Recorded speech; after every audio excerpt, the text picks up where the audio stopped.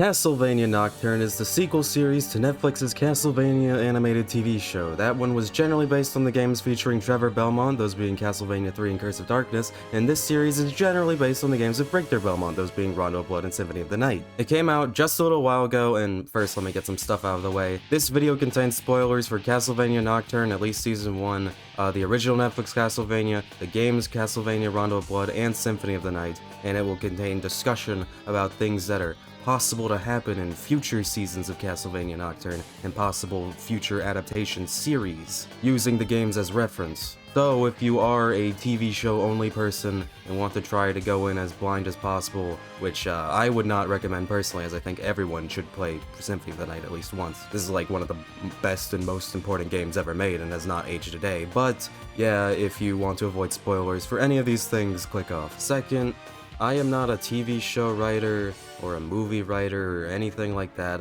unless you count these YouTube videos, which I don't think I would. I don't watch that much TV or movies in general even, it's just not really my first choice of medium, I guess. So I'm already kinda leaning outside a bit of my jurisdiction, but I still really want to talk about this. I watched the original show a couple years ago, and I really enjoyed seasons 1 and 2. That first episode is like genuinely a perfect episode of television, I feel, again, in my limited knowledge of television shows in general. But I really enjoyed seasons 1 and 2, and then I watched season 3, and I thought it was the worst thing I've ever seen in my life. Season 3's ending is just so, like, horrific.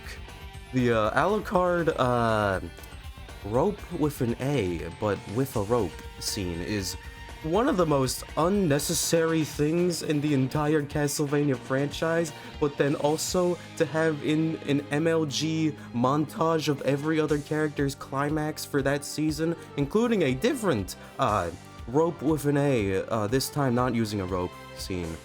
There's a whole other rant I could just make about that one episode, and I dropped the series after that, but we're just gonna move on. But once I saw that they were gonna adapt Richter's games, I was somewhat back in. I was optimistic. While I was not the biggest fan of Castlevania 3 or even Rondo of Blood, if I'm being honest, I've never beaten either of them. I love Symphony of the Night, and these games strove to have a lot more cinematic elements and iconic set pieces, which would be perfect for an animated adaptation. Definitely more iconography than Castlevania 3, with that being an NES game and all. Being able to bring back Alucard, Richter turning evil would be a great way to surprise new people who are seeing the story for the first time.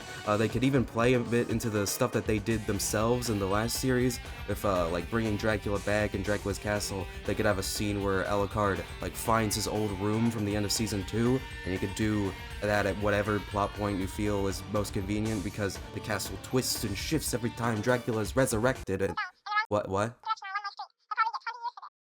What do you mean they killed Dracula forever? Yeah, so Warren Ellis, the writer for the original Netflix Castlevania, which I'm just gonna call the Trevor era show from now on. Yeah, so Warren Ellis, the writer for the original Netflix Castlevania, which I'm just gonna call the Trevor era show from now on, he said himself that he didn't play the games, which already slight red flag, but he read the wikis and got a somewhat firm understanding of the source material, or at least the games he was in charge of adapting, and he was also kept on a leash a bit with people like Adi Shankar and of course Konami, for what little help I would assume they would be. But in the end, they all together made a really good first 2 seasons that ended with the death of Dracula. And after that, Warren was just kinda let loose to write whatever he wanted, with a lot less oversight. And so, he wrote absolutely fucking dog shit. And Warren here is not a very good person. You see, after season 3, he got Me Too'd by over 60 women, which, you know, for a guy that never wanted to play the video games, he was sure trying to go for a high score, the bastard. So he gets fired, but he had already written season 4, or at least a rough draft or something, and because of how busy production and everything is, they kinda had to use it. A team comes in and tries to fix it up as best they can, but overall the skeleton of it remains the same, and Warren, being the little sewage pile of a man he is, as his parting gift to the industry, either wanting to be the most specialist little boy with his Dracula TV show, not anyone else's, or just as a final fuck you to Castlevania fans everywhere. He wrote that Dracula basically refuses to be revived anymore and decides to live in hell with his wife for the rest of eternity, which works well if this was a standalone story, but there is over 500 years of canon left that could possibly be adapted that all focuses on the cycles of Dracula being resurrected. Trevor's era is so early in the timeline, so any chance this had of being a faithful adaptation already kinda got shot in the foot by literally being unable to use the main villain of the entire franchise. But let's have some hope. They got a new director. Dracula not being the antagonist in a Castlevania game isn't unheard of. It'll take some readjusting, but it'll be fine, right? Okay, let's talk about some positives first. Absolutely incredibly talented artist brought this series to life and did an amazing job. The voice cast did phenomenal. The main villains this time are Drolta, last name, and Elizabeth Bartley, who were villains from Castlevania Bloodlines, which honestly really good picks, and even though they are basically brand new characters with their redesigns, that isn't a bad change, and they do at least keep her thing of wanting to conquer all of Europe. Although I guess the name Elizabeth Bartley wasn't threatening enough, so they just kind of shook up the syllables a bit. Since Rondo and Symphony were pretty lonely games, only really having Richter, Maria, and Alucard as main playable characters, with the slight exception of a couple enemies that you can play as if you use cheat codes on the new game screen. So they completely changed Annette and Tara, who were originally just random damsels in distress that Richter needed to save in Rondo. Tara is now Maria's mom and Richter's godparent after his mom was murdered in front of him when he was a child, and is also a strong magic user. Annette is now an earth and metal bender that escaped from slavery and fought in the slave uprisings of Saint Domingue, modern-day Haiti, and then set sail for France to go kill more vampires. Also, yes, vampires were plantation owners, which, you know what, sure, that works fine. There's like Twitter and Reddit drama over the character being race swapped, but honestly, it's fine. Isaac was my favorite character in the Trevor era show, partly because he was the only one doing fucking anything of value in season 3, but now's not the time for that. Annette is also similarly one of the better characters in the show. She has a super cool power that really helps set her apart from the rest of the cast, and her relationship with Edouard, a completely original character and opera singer who gets transformed into a night creature, was one of the best parts of the show for me. I really can't wait to see where they go with that. I think that's really interesting. I will say that her screen time is a bit bunched up. Most of episode 3 is dedicated to her backstory, and she has a lot of other scenes like kind of sort of crammed together, which, while the backstory is great, I can see some fans getting a little bit frustrated with how much time this essentially brand new character is getting all at once. Notice how I said a little frustrated and not racist. That's a whole different thing, and that's not justified in the slightest. That's basically all I got for positives that I wanted to mention. Now, if you are a Netflix-only viewer and ignored the spoiler warning, know that your experience was totally valid, whether you loved it or not. If your first experience of these characters was this show, good for you, that's fantastic. However, mine is also completely valid. We're all equals here, this isn't a competition. But as someone that has played Castlevania and Symphony of the Night a lot, this does not feel like Castlevania. This feels like I'm watching someone's completely different, unrelated vampire hunting show, and then I downloaded a mod that changes everything to be Castlevania themed. And I feel like the biggest part of that is the writing. Holy shit, there is some very sizable chunks of absolute Marvel movie for spoken style dog shit lines that just completely break me out of the experience. It's mostly the swearing that's hurting it the most, and I'm saying this as someone that says fuck a lot. Like a lot. What the fuck has happened to the sun? The revolution will raise all your churches to the ground and salt the fucking earth. The Trevor era show also had this high amount of swearing, but I feel like it fit Trevor's gang a lot more. I can't speak for his characterization in the game since I don't know Castlevania 3 stuff that well, but at least in the show they make him like a drunk, basically homeless peasant who feels like a middle-aged man despite only being 20. And Sypha starts swearing more the closer she gets with Trevor, and it's cute in the way to show her character development. I kinda understand what they were thinking of. Oh yeah, Richter and Maria are like teenagers. They probably have some teenage angst, but this is not Richter Belmont. The Richter Belmont I know is a golden Christian boy with $1 million smile who protects everyone out of the goodness of his heart and the pride of his destiny as a descendant of the Belmont clan. He's a little goofball that's fucking jacked. In the show, a Richter is essentially just Trevor Jr., and of course there's more seasons for character development and everything, but Richter in the original is this super heroic golden boy who gets caught up in the idea of being the greatest hero in the Belmont clan, which opens him up to being corrupted and attempting to revive Dracula under the influence of Shaft.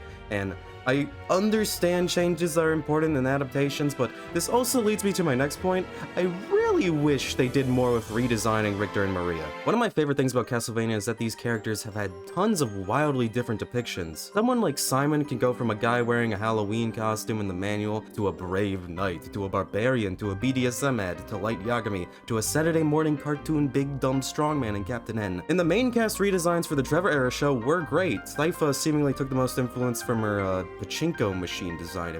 If you don't know what video games are, I don't know how to like explain this. But the more covered robes combined with the rest of her outfit make it feel like that design was combined with the design used in the Castlevania 3 manual to give her this more serious appearance. And they can use the clothes' own shadows to create some really creative shading, and she looks fantastic. Trevor got a completely new look, giving him a lot more color with the red cape and straps around his chest, and really focusing on his facial scars while not going too hard with it and giving him an eye patch like Castlevania Judgment did, although Trevor is one of my favorite designs in that game. Richter's designs have always been a lot closer together, but his Nocturne one is just way too close to his typical Rondo and Dracula X and Smash Bros look for me. It's weird for it to be so similar when they've completely changed his personality. Meanwhile, Maria's design is just practically lifted from Dracula X Chronicles. I would have really liked to see them change the design to reflect their new personality some more, because it's just so weird to have everyone look so different and act so different, while these two are just stuck acting different but look identical. Change is a good thing, and Castlevania has done it plenty of times. All the various designs of characters from series like Castlevania and Zelda and Street Fighter really make them feel like cultural icons, like they're myths being passed down or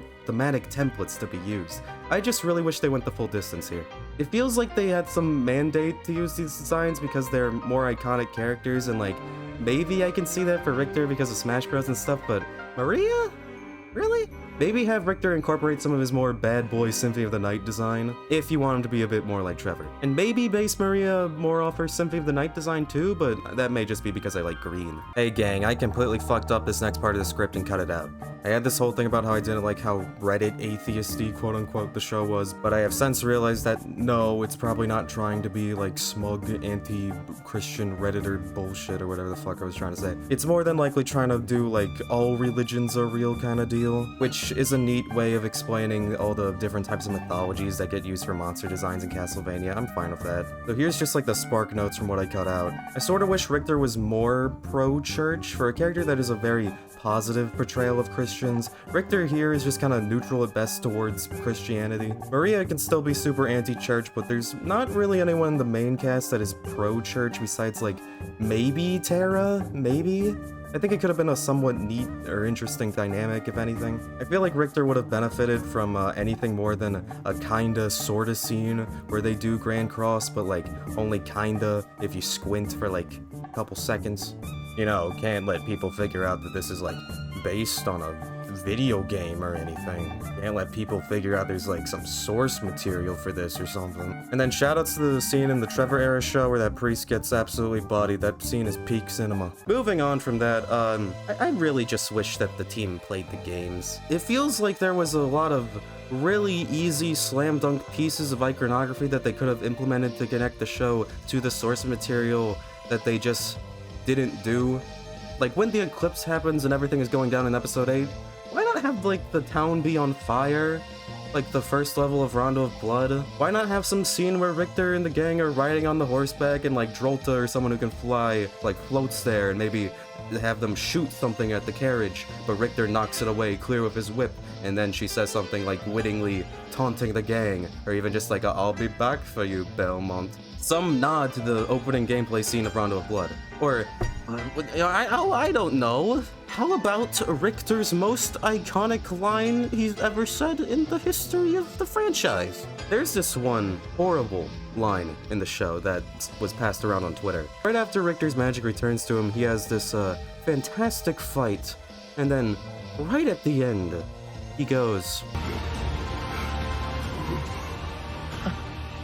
I was going to say something witty and cutting and brutal before I finished you off. But fuck it. Imagine how much better this scene would have been if he just said that you don't belong in this world. Like, wouldn't that just be a perfect line that not only draws roots to the source material, but also exemplifies that Richter has remembered the reason why he's fighting in the first place, remembering his destiny as a descendant of the Belmont clan to vanquish evil from this world. But no, we get fucking actual Forspoken Marvel flop-tier dialogue. Like, I am genuinely shocked that they didn't use this line. The only thing I can possibly fathom as to why they didn't is the writers just having never played the games. Like, this is like fucking how? These games are filled with tons and tons of great areas and set pieces that would be perfect for scenes in an animated series. It's just like, there's always the possibility that they're gonna save some of it for later, but like, okay. When I'm watching this, and see a character that's based on a boss from Symphony of the Night, whose entire thing in that game is that he sits at a big table,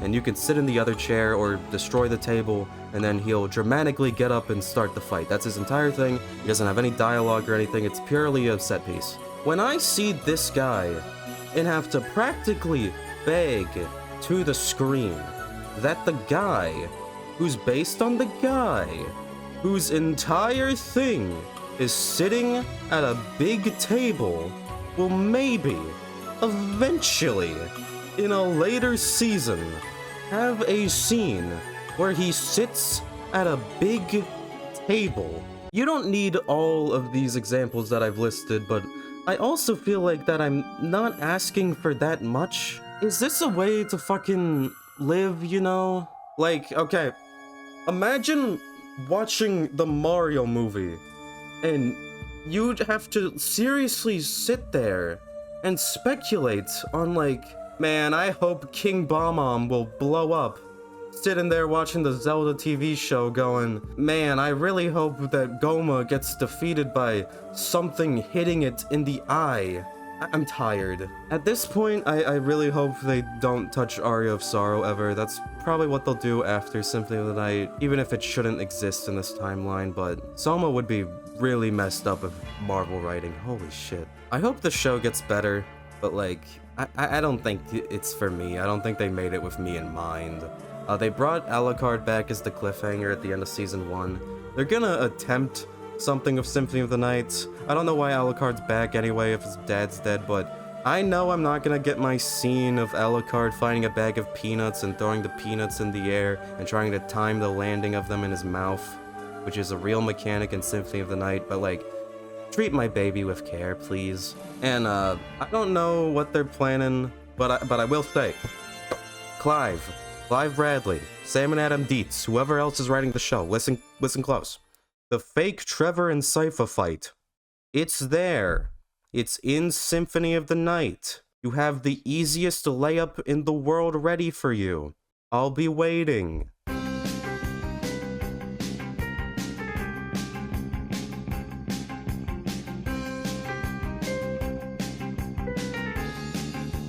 Also, please have a rendition of Lost Pain or Crystal Teardrops in the show.